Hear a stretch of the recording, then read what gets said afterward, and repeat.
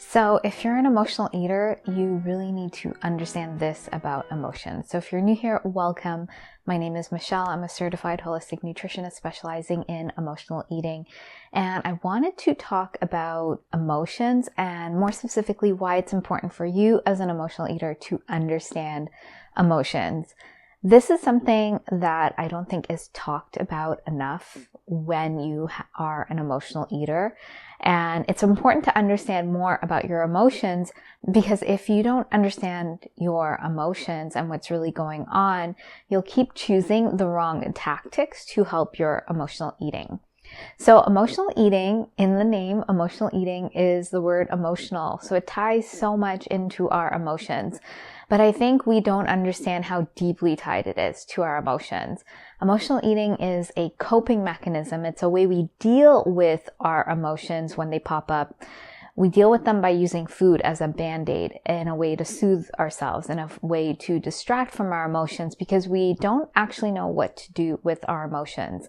And this would have most likely developed in childhood.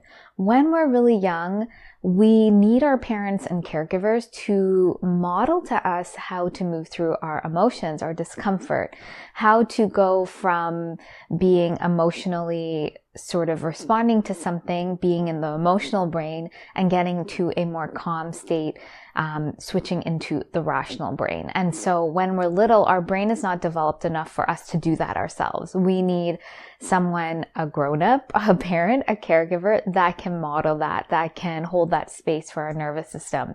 And if we didn't have that from our parents or caregivers, what we were left with was feeling these emotions come up, not feeling calm or regulated, and then trying to figure out a way to get back to calm and ease. And so if we didn't know how to meet those true needs of moving through those emotions, getting to the other side and finding resolution, we look for substitutes. And one of those substitutes is food. And the reason food is so powerful is that physiologically, chemically, it does give us a dopamine hit. It gives us a temporary relief. It makes us temporarily feel okay. It is not solving our issue or even helping us move through our emotions. It's just putting a layer on top of it. And so over time, this pattern becomes automatic. And so whenever emotions pop up, we go to food. And so after a while, we forget, or we didn't even really acknowledge or know as a young child that this is what was happening. We just seem to be going to food when life seems a certain way. We don't quite grasp that there are emotions under this pattern. And our emotions are really important. We are sensing our environment, our world. Our emotions are an indicator of what's going on for us. So if someone were to hurt us, we might feel sadness, and that's telling us, we need to move away maybe from this person or evaluate them. Or if we're angry, there's a boundary there. But if we don't know how to listen to our emotions, move through them, we don't get these messages. And if we put food on top of it, we keep trying to push our way towards our goals without listening to maybe we shouldn't be friends with that person, or maybe they're not respecting our boundaries. We might not even know what boundaries are.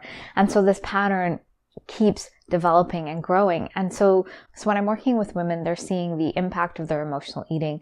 Yes, they're out of control with food, their body, they feel shame in relationships, they don't know how to speak up, or maybe they're not saying no at work, their boundaries are being crossed.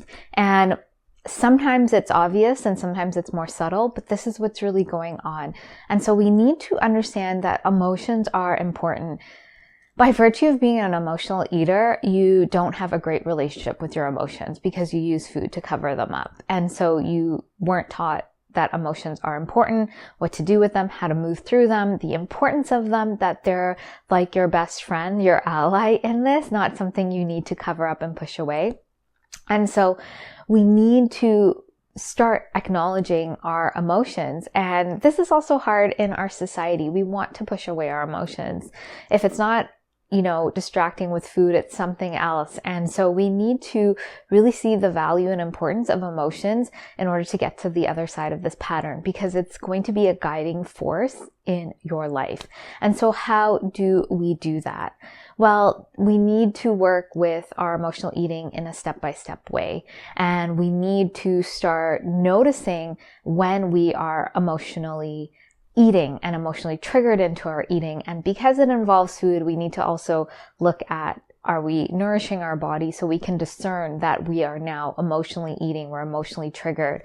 And to get deeper into this, when I'm working with clients, we're using somatic tools to really start feeling into emotions, the sensations, these emotions that are being triggered, that we're going to food for.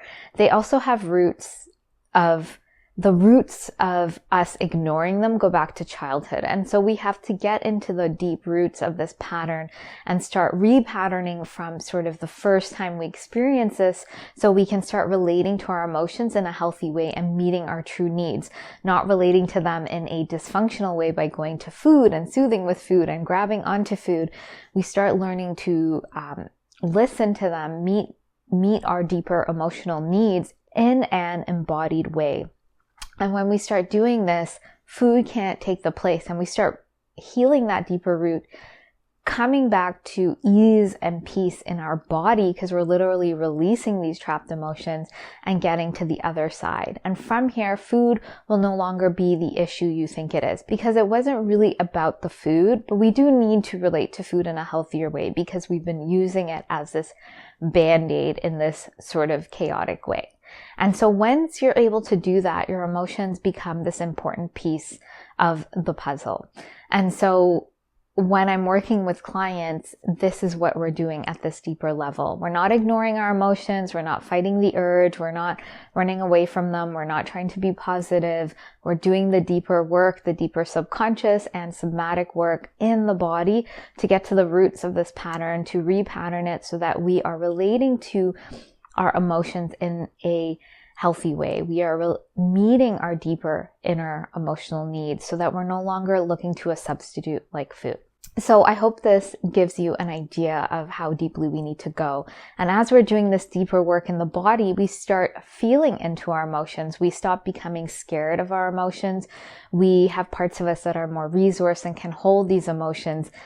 We are creating the container we needed that we didn't have developmentally when we were younger. And so this is a very healing experience. And so if you want to get started on this journey, the first step I recommend is to start learning to discern your true hunger from your emotional hunger. This is how you can start catching the pattern and catching your triggers. And I have a free guide called What Are You Truly Hungry For? There's a link for it below. You can get started on that. And if you want that support and guidance and that step-by-step process to resolve your emotional eating from the root and get to the other side, to ease and confidence around food and in your body, you can find out more about the Emotional Eating Evolution Program. This is my 12-week container. It has the step-by-step process. There are weekly office hours. There's one-to-one sessions with the deep somatic processes to get to the root of this pattern. And there is accountability and just a lot of guidance on this journey. This has been my journey as well. So I'm really adept at helping clients move through it. So you can find out more about the Emotional Eating Evolution Program below. And if you have any questions about what I've shared today, please let me know. Please be sure to like and subscribe. I look forward to sharing more with you, and I hope you have a great day.